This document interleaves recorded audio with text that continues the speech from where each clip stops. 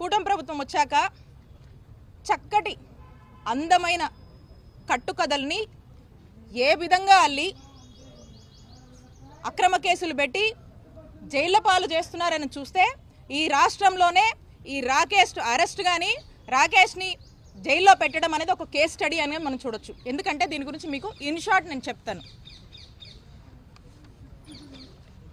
ఇక్కడ భాష అనే అతనితో ఎమ్మెల్యే పత్తిపాటి పుల్లారావు ఒక కంప్లైంట్ ఇప్పిస్తాడు.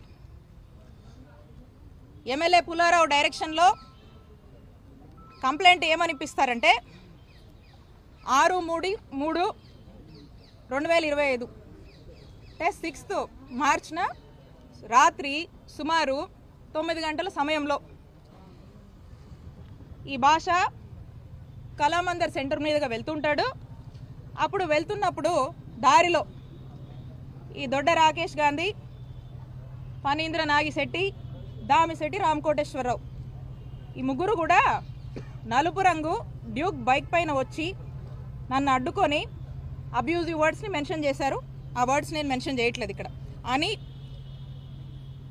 మాట్లాడి అతన్ని ఏదో ఇష్టం వచ్చినట్టుగా మాట్లాడి ఈ ముగ్గురు కూడా ఈ భాష అనే అతన్ని చుట్టుముట్టి అందులో ఈ దొడ్డ రాకేష్ గాంధీ ఈ భాష ఫోన్ ఇవ్వమని ఇవ్వకపోతుంటే రాకేష్ గాంధీ జోబులో ఉన్నటువంటి కత్తిని తీసి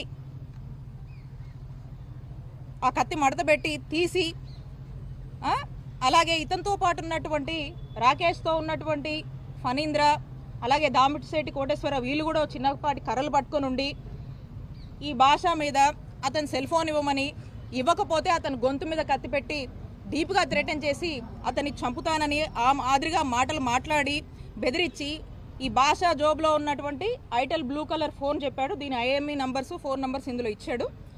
ఇక ఈ ఫోన్ని రాకేష్ గాంధీ తీసుకున్నాడని ఈ ముగ్గురు కూడా రాకేష్ గాంధీ, ఫణీంద్ర, ఈ కోటేశ్వరు ఈ ముగ్గురు కూడా ఈ భాషని అబ్యూజివ్గా ఇష్టం వచ్చినట్టు బెదిరించి తనని చంపే ప్రయత్నం చేశారని దాంట్లో భాగంగా అటుగా ఆ పక్క నుంచి వస్తున్నటువంటి పిల్లికోటి, పఠాన్ సమదు, మధుమాల రవి వీళ్ళంతా ఈ జవాజీ బుచ్చిబాబు వీళ్ళంతా కూడా అక్కడి నుంచి చూసి అక్కడి నుండి వాళ్ళు పరారైనట్టుగా ఈ కథ అంతా అల్లారు.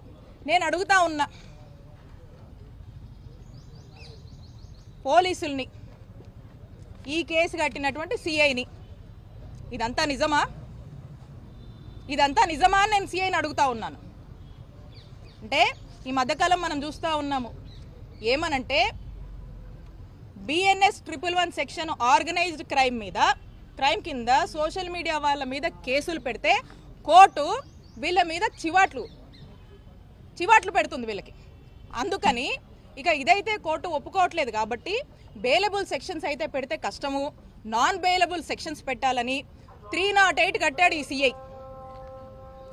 ఈ 308 అంటే ఏంటంటే ఎక్స్టార్షన్ సంబంధించి, అంటే డీప్గా థ్రెటన్ చేసి భయప్రాంతులకు గురి చేసి అని చెప్పి దాదాపుగా హత్య యత్నం చేశాడన్నట్టుగా ఇదైతే నాన్ బెయిలబుల్. ఈ సెక్షన్లు పెడితే రాకేష్ని ఫిక్స్ చేయొచ్చు అనేటువంటి ఒక ఉద్దేశంతో ఈ సెక్షన్లు పెట్టడానికి అల్లినటువంటి అందమైన కట్టుకథ ఇది.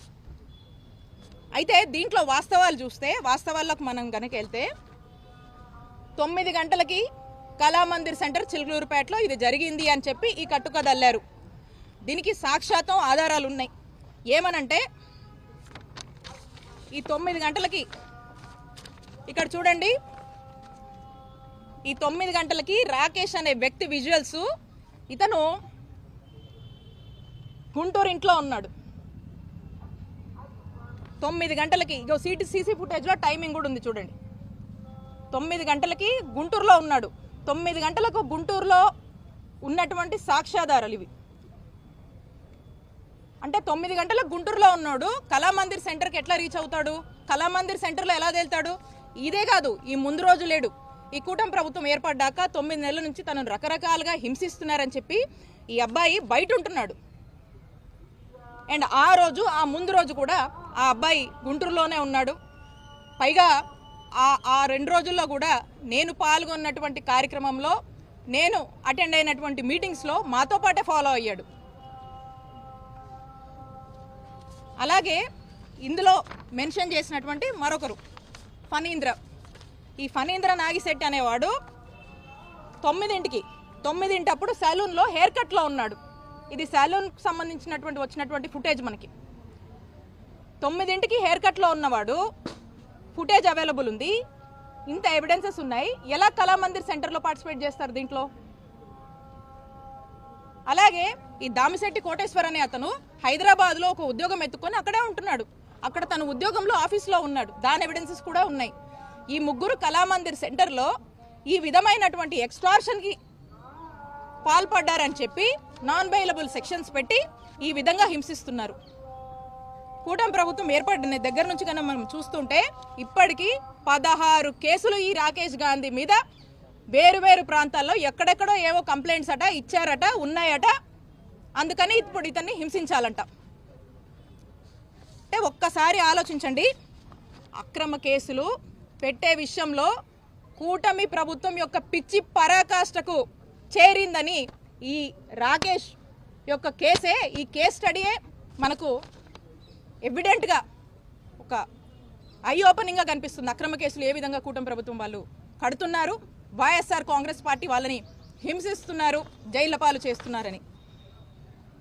అయితే దీనికి సంబంధించి మనం చూస్తే ఒక్క ఆధారం కూడా, వీళ్ళు పెట్టినటువంటి ఎక్స్టార్షన్ కేసుకి ఒక్క ఆధారం కూడా లేకుండా ఎమ్మెల్యే డైరెక్షన్స్ మీదుగా ఎమ్మెల్యే రాకేష్ గాంధీ నా టార్గెట్ ఏం చేస్తావో నాన్ బెయిలబుల్ సెక్షన్స్ పెట్టి తీసుకొచ్చి